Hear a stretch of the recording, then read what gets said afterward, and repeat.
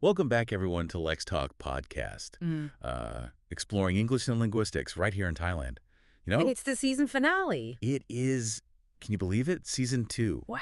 I It know. flew by. It really does. And before we jump into the T's Deep Dive, just a quick reminder to subscribe to LexTalk on all your favorite platforms. Yeah, where can they find us? You can find us on our website, YouTube, Facebook, LinkedIn, SoundCloud, and Spotify. Find us at LexTalk Podcast. We'll be back for season 3. We will be back, so don't miss out. Don't miss out. Tell your friends, tell your colleagues, tell everyone who loves the English language. The more, the merrier. Right, and for this special Season 2 finale, we are doing a deep dive into a book that has me really excited. Ooh, which one? It's called Okay. Unlocking Minds Together, Encouraging Peer Learning in Language Classrooms. I love that title. Right. Unlocking Minds Together. As language teachers, we are always looking for ways to make learning more engaging and more effective, right? Absolutely. Always. And this book, it really digs into a powerful approach, and that is peer learning.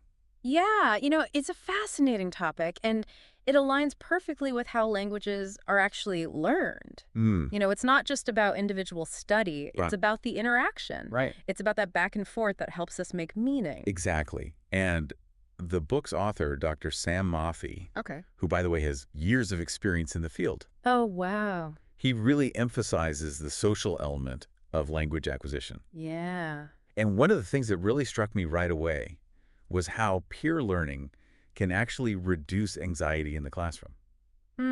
Interesting. I mean, think about it. Speaking a new language in front of a whole class Oh, can be terrifying. I can imagine. Yeah, it can be nerve-wracking, I know. especially yeah. for some learners Especially if who you're are maybe a little bit more introverted. more introverted or shy. Right. Yeah. Absolutely.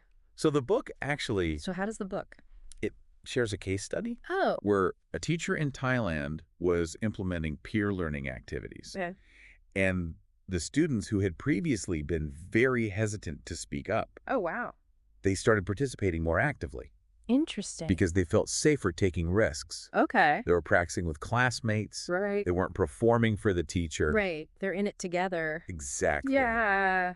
That resonates with me so much. I bet. I remember when I was learning French, I was much more willing to try out new phrases in a small group setting Right. than in front of the whole class. Right. Yeah, me too, actually.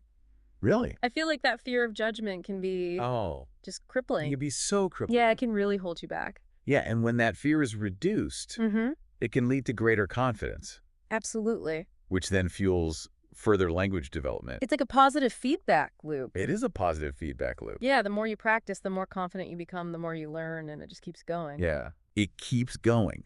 So we know peer learning can make learners feel more comfortable. Okay. But what about The actual. actual language proficiency? Yeah, does it really move the needle? Does it really move the needle? Yeah. Does that actually help them improve their language skills? Right. So Dr. Maffei presents some compelling evidence Okay. that it does. Good. He cites several studies showing that students who regularly engage in peer learning activities, Uh-huh. they tend to demonstrate greater gains in speaking, Okay. listening, reading, Wow. and even writing skills. Compared to those who Yeah, compared to those who primarily learn through more traditional. those traditional teacher-centered methods. Uh-huh. So Why is that? why would that be? What's happening? What's happening cognitively during those peer interactions? In those interactions, right. Yeah, that's a great question. Why is it so effective? I think one key factor is just the increased opportunities for authentic language practice. Okay. Think about a simple activity like think, pair, share.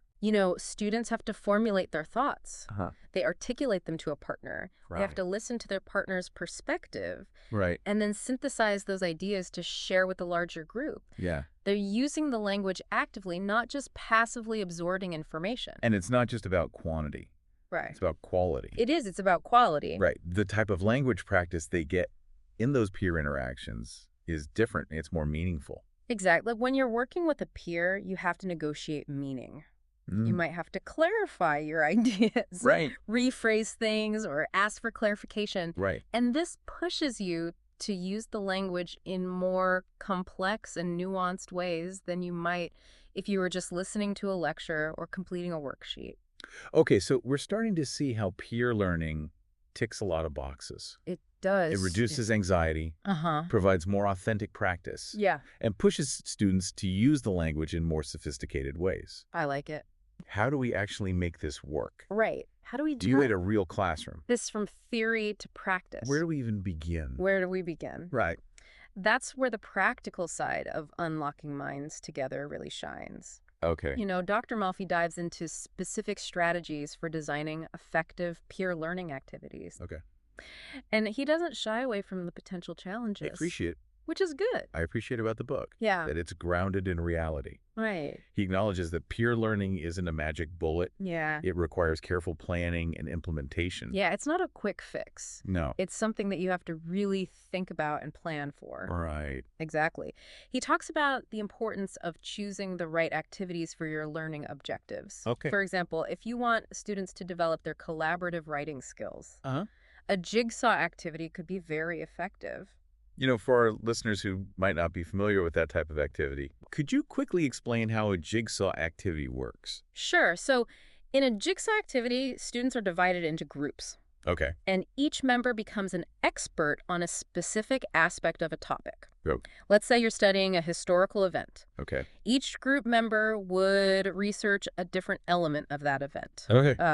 The causes, the key figures, the consequences, Right. and so on. Right. They become the expert on their piece of the puzzle. Right. Then they come back together to share their expertise and assemble the full picture. I see. So each student has a unique piece of information that's essential to the overall understanding Exactly. that promotes both individual accountability and collaborative learning. Yes. It gets everyone talking, sharing their knowledge, and working together to achieve a common goal. Now, I imagine there are times when pair work is more appropriate than group work, Yeah, right? Does the book address that as well? absolutely. Okay. Dr. Mafi dedicates a whole chapter to the nuances of pair work versus group work. Yep. He argues that pair work can be particularly effective for activities that focus on fluency development, Okay. like role plays or conversation practice. Yeah. It allows for more focused interaction Okay. and gives each student more opportunities to speak. That makes sense. Yeah. And I'm guessing group work might be better suited for tasks that require more brainstorming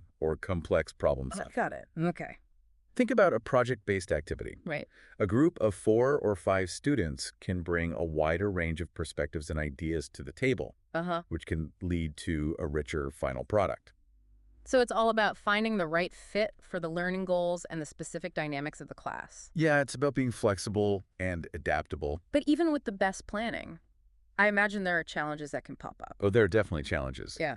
Dr. Mafi doesn't shy away from them. I like that. He dedicates a significant portion of the book to addressing the potential pitfalls of peer learning. So what are some of the common challenges teachers might face when implementing this approach? Well, one concern is uneven participation. Right. How do you make sure everyone contributes equally? Especially in group settings where some students might be more dominant or outgoing. Yeah, and then there's the issue of language proficiency gaps.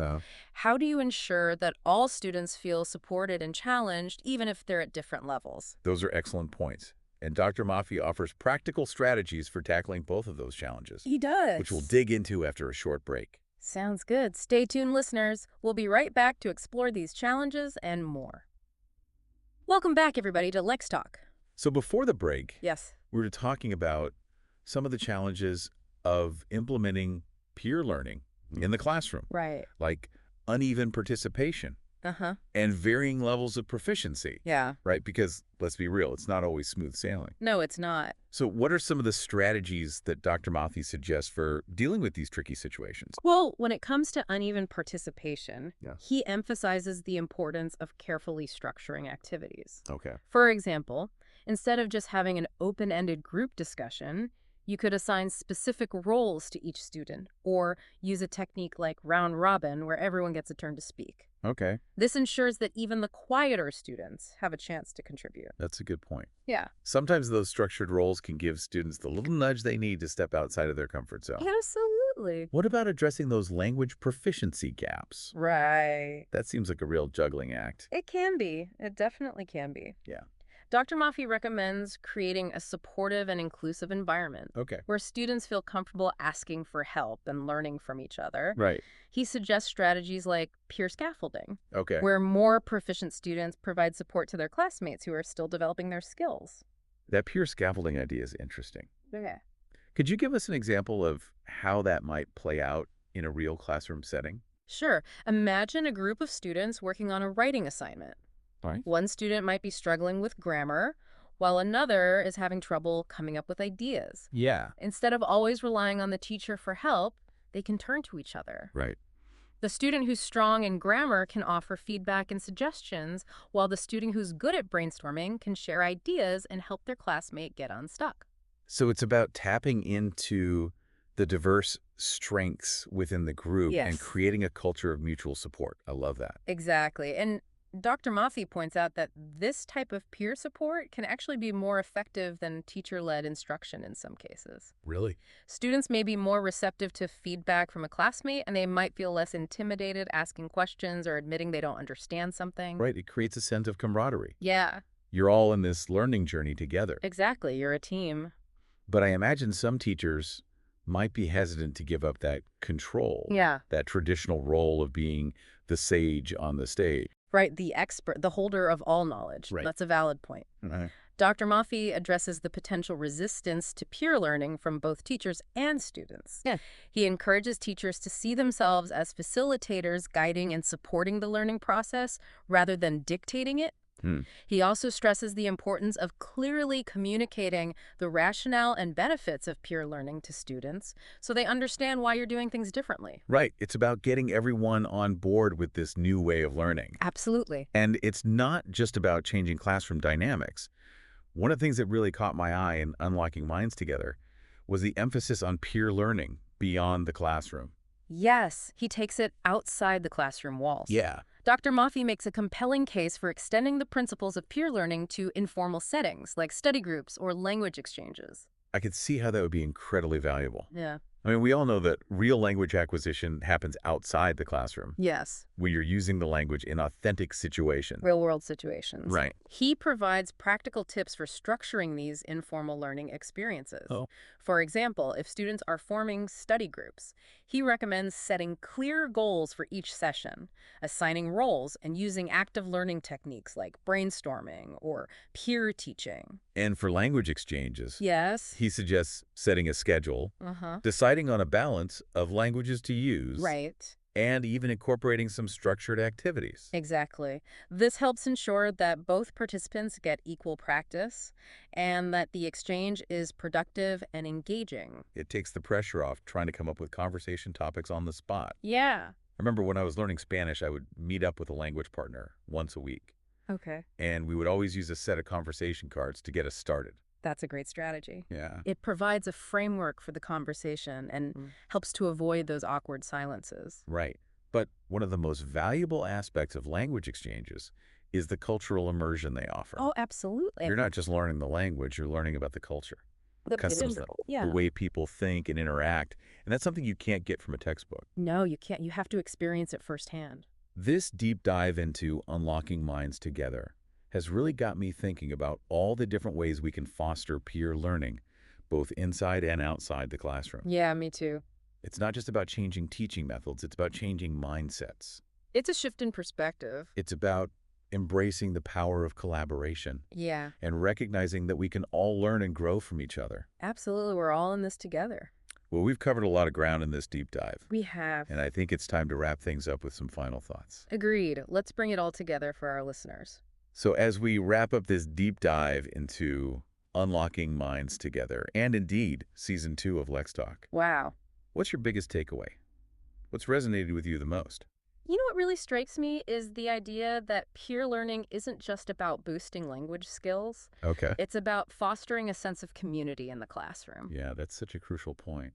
When students feel connected to their peers, when they feel safe and supported, it creates a much more conducive environment for learning.